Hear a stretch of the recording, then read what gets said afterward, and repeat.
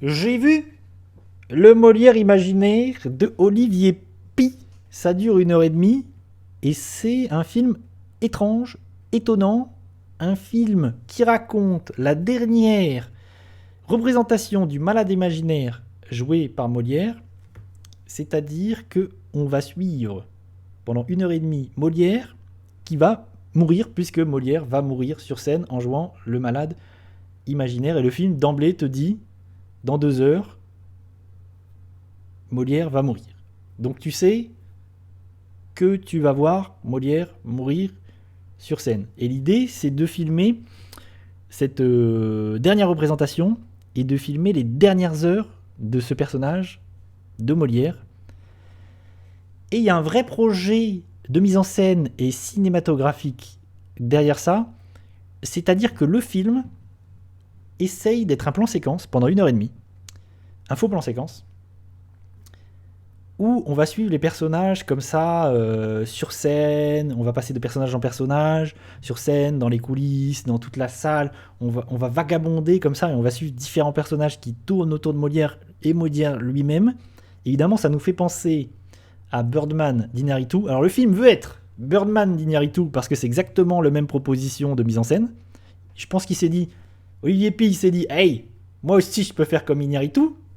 En plus de ça, le mec s'est dit, moi aussi je peux faire comme Stanley Kubrick.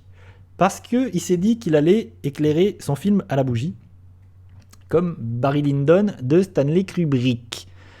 Et parce que, évidemment, à l'époque, historiquement, ils avaient des bougies et ils avaient que des bougies pour éclairer. Ça d'ailleurs, je trouve que c'est plutôt bien fait. Même si le mec, je trouve, il se la raconte un peu en voulant à la fois être Iñárritu, en même temps Stanley Kubrick, et que bon, le film, je trouve, il est pas ouf au final, même s'il y a quand même un vrai projet cinématographique. D'ailleurs, on va mettre une petite balance. J'avais pas vu la bande-annonce d'ailleurs, du coup, comme ça va me permettre de la découvrir aussi. Et qu'est-ce que je disais ? Ouais, c'est qu'il y a un truc qui est bien quand même, c'est que du coup, cette reconstitution, je trouve, visuelle, elle est quand même vraiment pas mal, cette reconstitution historique, parce qu'ils ont reconstitué tout un théâtre, et un théâtre exigu, donc vraiment tu ressens ce côté, ce petit théâtre exigu, où vraiment il y a de l'eau qui coule aussi, parce qu'il y avait des fuites, ça c'est des trucs qui sont historiquement validés, quoi. Et avec les fuites d'eau, où c'est éclairé à la bougie, et t'as l'impression que tout va prendre feu à n'importe quel moment, parce qu'il y a des bougies partout. Ça c'est un truc, quand je vois des films comme ça, avec des bougies partout, je me dis, mais ça va prendre feu. À un moment donné, ça va prendre feu. Faites gaffe, les gens. Et donc il y a cette caméra qui virevolte, qui s'envole comme ça, qui suit les persos. Moi j'aime bien cette proposition de mise en scène du plan séquence. Je me dis ok, pourquoi pas. J'aime bien cette idée de reconstitution historique, ok, pourquoi pas. Et je l'ai pas dit, mais c'est Laurent Lafitte que vous voyez là. Laurent Lafitte qui joue Molière. De la comédie française. Alors ça, tout le temps marqué. On a compris, Laurent, que c'était la comédie française. C'est tout le temps Laurent Lafitte de la comédie française. On sait, à un moment donné. T'es pas obligé de te le raconter. Je trouve, c'est celui qui s'en sort le mieux, je trouve, Laurent Lafitte. Parce qu'il y a un truc qui, moi, m'a saoulé dans le film, c'est que ça en fait des caisses. Les acteurs en font des caisses à tour de bras, tout le temps.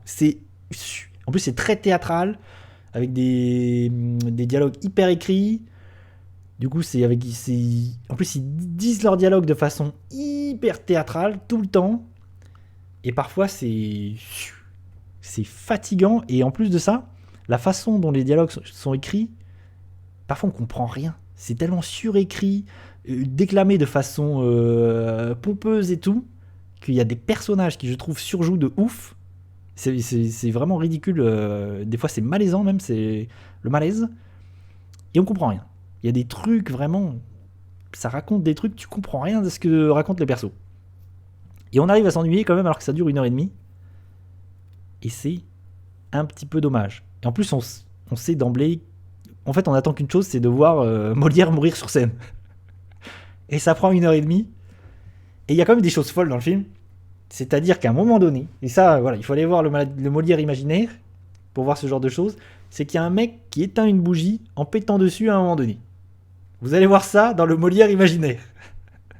Est-ce que ça donne pas envie ? Il y a ce genre de choses. Vous allez voir aussi des zizi, parce qu'il y a des hommes tout nus à un moment donné. Vous allez voir Laurent Lafitte qui surjoue un peu, mais qui s'en sort pas mal, qui crache du sang. Vous allez voir ce genre de choses. Et en définitive, je trouve qu'il y a choses positives dans le film, il y a des trucs cool. Ah, tu vois, je savais que ça allait donner envie. Je trouve qu'il y a des choses vraiment cool dans le film. Ce projet de mise en scène, vraiment ce truc. En plus, c'est vraiment intéressant, je trouve, vraiment de prendre Molière à ce moment-là, les dernières heures de sa vie, surtout que c'est des trucs, j'ai lu après coup, enfin je me suis renseigné un peu, c'est des trucs qui sont pas renseignés. C'est pour ça que le film s'appelle Le Molière imaginaire, parce qu'on n'en sait rien de ce qui s'est passé. On a juste les faits que Molière il est mort à ce moment-là, et on sait pas ce qui s'est passé, on connaît pas Molière, on sait pas comment il a vécu cette représentation, on sait pas qu'est-ce qui s'est passé dans cette représentation, donc c'est vraiment le réalisateur, scénariste qui imagine son Molière et qui rêve un petit peu cette représentation du malade imaginaire et qui du coup brode des trucs un peu n'importe quoi, hein. Vraiment il y a des trucs je me dis bon, le mec qui pète sur une bougie, je sais pas si c'était obligé. Il y a vraiment du tout et du n'importe quoi dans le film, ce qui en fait un objet un peu étrange et à la fois intéressant, à la fois je trouve parfois nul, mais du coup plutôt en fait c'est un objet intéressant. J'ai pas forcément aimé, je crois que j'ai mis 2 sur 5. J'ai pas forcément aimé, mais je trouve vraiment que c'est un film intéressant, un film qui a un vrai projet, et du coup ça en fait quelque chose d'intéressant. Mais c'est dommage, le sujet je trouve était vachement intéressant, c'était vraiment un truc, moi ça, je me dis ok, voir cet homme mourir sur scène, voir les heures avant, je me dis ah ouais ça peut être cool. Et en fait le sujet est peut-être plus intéressant que ce que le film n'est en définitive. Mais peut-être que Molière est encore en vie. Tu as raison Fabien, peut-être, c'est une possibilité. Et du coup je vous spoil, la fin on voit Molière mourir et être jeté dans un caveau, parce qu'en fait il a été laissé au milieu, enfin avec beaucoup d'autres, il n'a pas été au cimetière de façon stylée.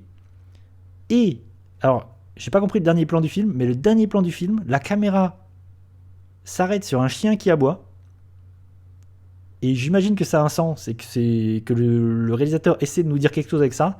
Et ça dure longtemps. Et le dernier plan, c'est ce plan sur un chien qui aboie pendant vraiment longtemps, bien 30 secondes.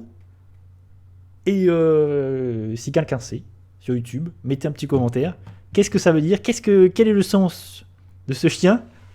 Je ne sais pas. Je suis resté un peu perplexe, je dois dire, à la fin de la séance.